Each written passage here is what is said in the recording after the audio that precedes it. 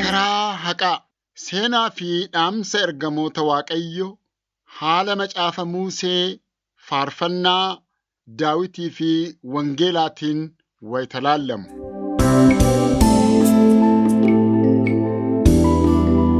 Michoota dhaggeeffattoota maqaa gooftaa keenya Yesus Kiristoositiin nageenyi keenya isiniif haa ga'u. Har'as barnoota itti fufu mata duree karaa haqaa isa jedhu irratti itti fufnee ilaalla. Sagantaa darbe keessaa ergamoota Waaqayyoo uume isaan keessaa seexanaa fi ergamoota waa'ee isaanii ilaallee turre.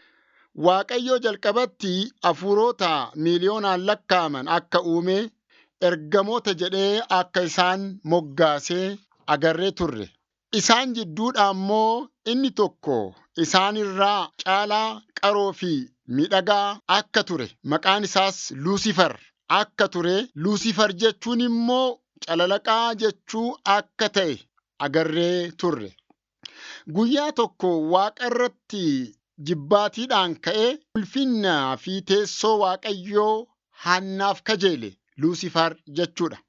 Waaqayyo immoo warra ulfinna isaa falman akka hin obsinetti ilaallee turre. Luusiifarii fi ergamoota isaa karaa isaanii hordofan hundumaa Waaqayyo abidda bara baraatti isaan adabuudhaaf yeroo akka qopheesses agarree turre. Seexana jechuun diina jechuudha. Erga seexanaa fi ergamoota isaa ari'ee booddee jahannama isaaniif Waaqayyoo qopheesse.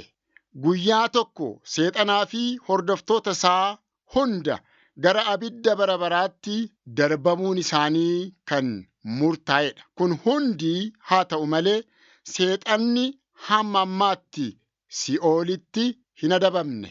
Warra isaan sobamanii jechuunis isaan seexanaan yaada isaatiin sobaman jechuudha barbaacha biyya lafaa keessa asiif achi adeemaa jira. Seexanni diinni jechuudha. Namoonni isaan sobamanis isa wajjin Si'oolitti waliin darbamu. Kabajamoo yaa dhaggeeffattoota keenya, har'a kan ilaallu barreeffama raajotaa keessaa kutaa tokkoffaa ta'a. Kitaaba Tooraa keessaa kitaaba tokkoffaa kan jedhamee beekamu seera uumamaadha. Seera uumamaa boqonnaa tokko lakkoofsa 1-2 yeroo dubbisnu duraan dursee Waaqayyoo samii fi ardii uume jedha. Laftis bifa hin qabu onas ture. Hafuurri Waaqayyoos bisaan irratti sosocho'a ture jedha. Yeroo sana seexanaa fi ergamoonni isaa qofaa achi turan. Haa ta'u malee Waaqayyo ilmaan namaa isaan dandeettii, ogummaa fi jaalalaan isa wajjin akka jiraatan Waaqayyo karoorfatee ture.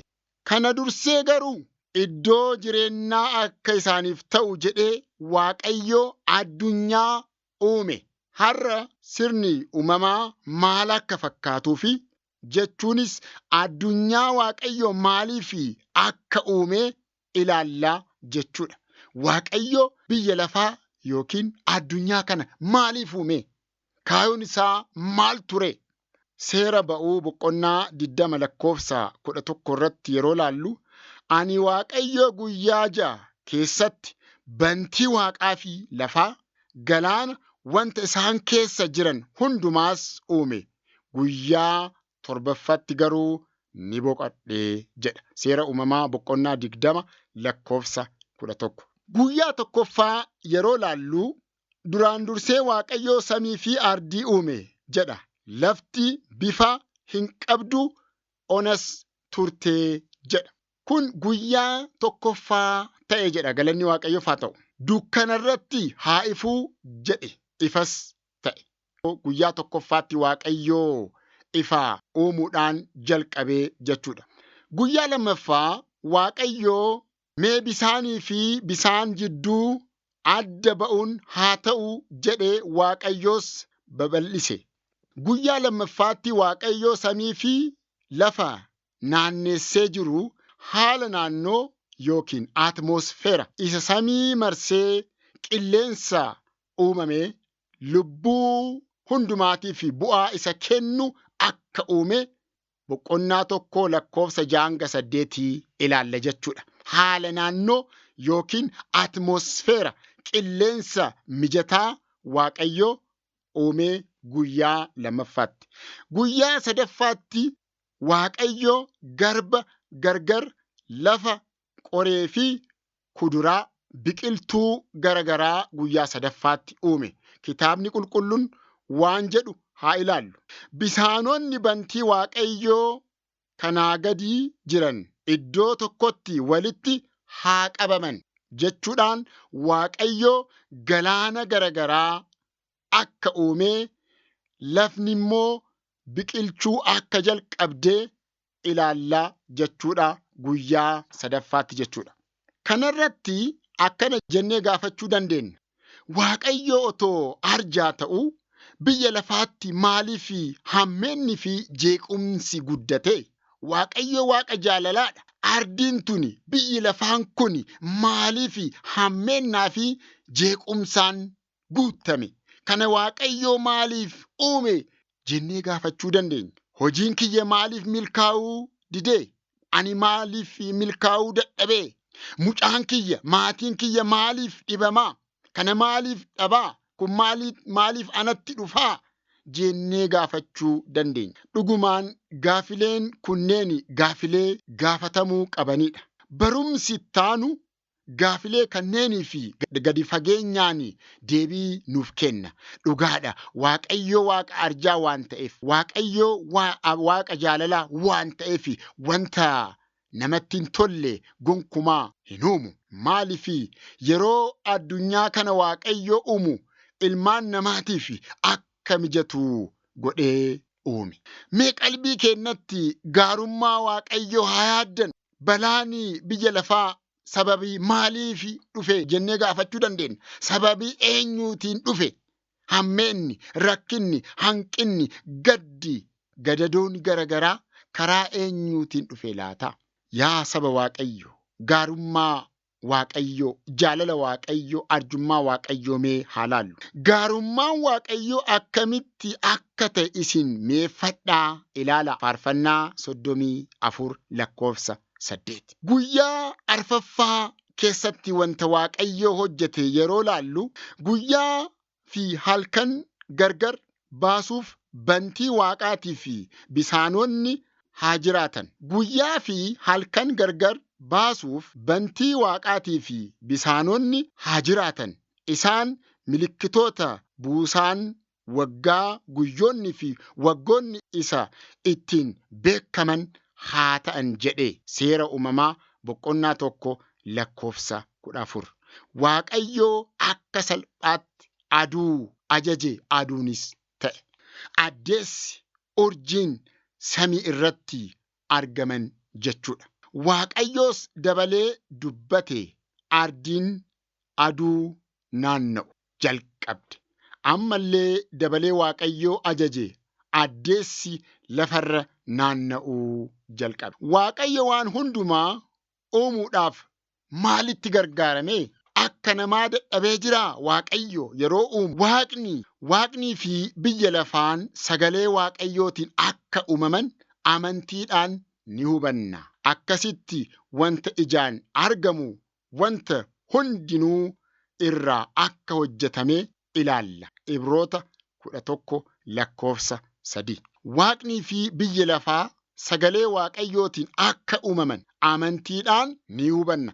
Kanaaf Waaqayyo biyya lafaa, samii, wantoota ijaan argaman hundumaa uumuudhaaf dubbii isaatti gargaarame malee akka ilma namaa ittiin dadhabne jechuudha. Ta'i jedhee hundinuu ta'es, miidhagaa ta'ee mul'ate jechuudha. Sagalichi jalqaba waan hundumaa dura ture. Sagalichi Waaqayyo bira ture. Sagalichi ofii isaa Waaqayyo ture. Inni kun jalqabumaa jalqabee Waaqayyo bira ture. Wanti hundinuus isumaan ta'e. Wanta ta'e keessaa isa malee kan ta'e tokkollee hin jiru. Yohannis boqonnaa 1:1-3. Akkuma armaan olitti dubbisne guyyaa tokkoffaatti Waaqayyo akkuma salphaatti ifa haa ta'u jedhee ta'es jedha sagaleen Waaqayyo.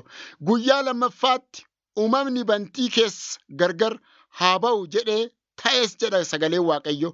Guyyaa sadaffaatti Waaqayyo dubbate waanni inni dubbate hundinuu ta'ee jedha sagaleen Waaqayyo. Waaqayyo iddoo kanatti uumuudhaaf maal gargaarame? Sibiila gargaarame? Hin gargaaramne. Sagalee isaatiin waan hundumaa akka uume dubbiin Waaqayyoo nu barsiisa jechuudha. Guyyaa shanaffaatti kumaatamaa fi kumaatamaan isaan lakkaa'aman qurxummoonni sanyiin isaanii simbirri garagaraa akka uumame sagaleen Waaqayyoo nu barsiisa jechuudha.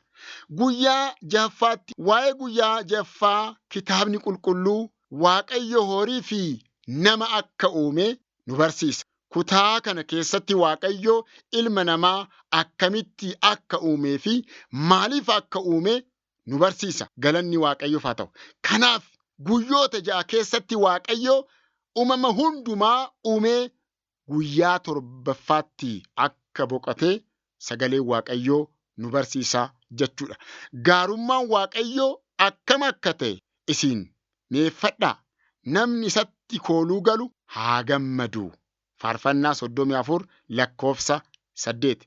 Namni nyaata duwwaadhaan jiraachuu hin danda'u. Wangeela Maatiyos boqonnaa 4 lakkoofsa 4. Warri waan qajeelaa akka midhaanii beela'anii akka bisaanii dheebotan haa gammadan. Wangeela Maatiyos boqonnaa 5 lakkoofsa 6. Har'allee yaa dhaggeeffattoota, Waaqayyoo isin jaallata. Biyya lafaa kana akka eegdan, akka eegnu Waaqayyoo ilma namaatiif uume. Siifillee uumee jira, anaafillee uumee jira. Biyya lafaa kana keessatti Waaqa kee wajjin, Waaqa keenya wajjin gammachuudhaan akka jiraannuuf waan nuuf mijataa godhee uumee fi Waaqa keenya galateeffachuu qabna jechuudha. Kanaaf sagalee Waaqayyoo, gaarummaan Waaqayyoo akkam akka ta'e isin meeffadhaa. Kanaaf mi'eeffachuu qabna malee Waaqa irratti gungumuu hin qabnu jechuudha. Uumama isaatiif, arjummaa isaatiif, jaalala isaatiif Waaqa haa galateeffannu. Uumama ijaan argaatiin Waaqaa fi ulfinna haa kennannu. Ameen.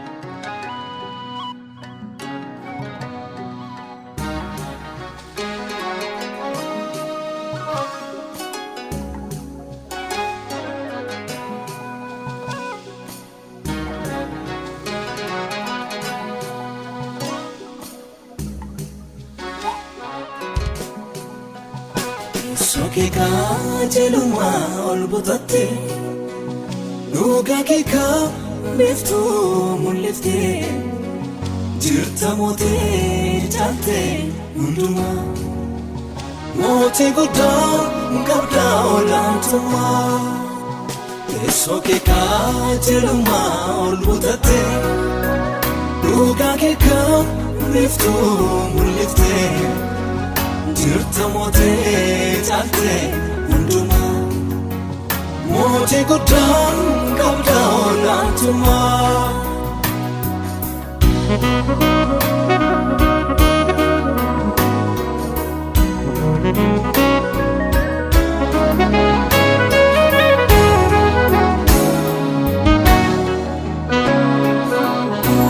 Heduna jaiba wajinar kakiti dandein tannisu nanima hundate kankale saujike utura jefadu kanara tutalimi egama mote gudda ngabda olantuma. Sokeka jeluma olbutate nuga keka biftu mulifte jirta mote jante unduma mote gudda ngabda olantuma.